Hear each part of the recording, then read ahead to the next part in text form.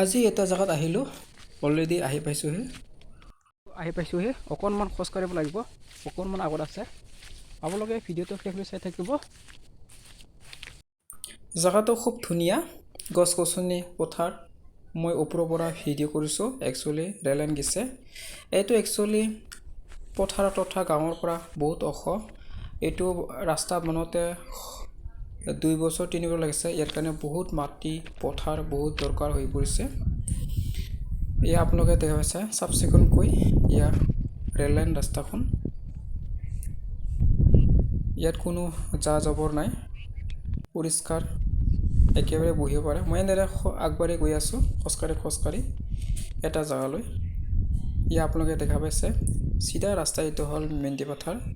এইটো হ'ল দুধনৈৰ পৰা আহিছে মই এনেদৰে নামি আহিব লাগিব লাহেকৈ পৰিলে যেন সাৱধান পৰিলে খালত পৰি যাব ইয়া দং ব্ৰিজ আছে পানী আছে ইয়াত কোনো ধৰণৰ সাৰ ইউৰিয়া পটাছ বুলি দিয়া নাই নালাগে ইয়াত যদিও বা ধান ইয়াত মোটামুটি ভালে ফল দিয়ে পোৱা যায় এনেদৰে মই আগবাঢ়ি গৈ আছোঁ চাৰিওফালে গছ গছনি তথা ৰবাৰ গছ এয়া মই আগবাঢ়ি গৈ আছোঁ তেতিয়া মই কোৱা নাছিলোঁ মোৰ এটা সৰু বাগান ৰবাৰ বাৰী তথা মই একচুৱেলি আজিলৈ 2 বছৰমান হ'ল ইয়াত নাহা একচুৱেলি এই বাগানটো মোৰ দাদাই কাটে সেইকাৰণে মোৰ আহিব লগা দৰকাৰ নাই সেইকাৰণে অহা নাই এয়া আপোনালোকে দেখা পাইছে এইটো মোৰ ৰবাৰ বাগান বেছি নহয় 4 বিঘামান হ'ব এই বাৰীটো ইয়া আপোনালোকে দেখা পাইছে যদিওবা ইয়াত গছ ইমান ভাল হোৱা নাই যিহেতু আগতে খালি তুলি আমি সৰুতে দেখিছোঁ ইয়াত আম গছো আছে খেতিও কৰিছিল ইয়াত পানীও পোৱা যায় ইয়াত পানী তাৰ কাৰণে খেতি কৰা যায় ইয়াত তামোল গছ ইয়াত বিভিন্ন ধৰণৰ ৰবাৰৰ লগতে তামোল গছ ইয়াত বাঁহজোপা আৰু আপোনালোকে দেখি পাব বিভিন্ন ধৰণৰ গছ গছনি আছে ৰবাৰ গছৰ লগতে আপোনালোকে চাই থাকিব কাৰণ বাঁহো লাগে বাৰী ঘেৰিব কাৰণে বাঁহ লাগে এইটো আমি একচুৱেলি লাহা গছ বুলি কওঁ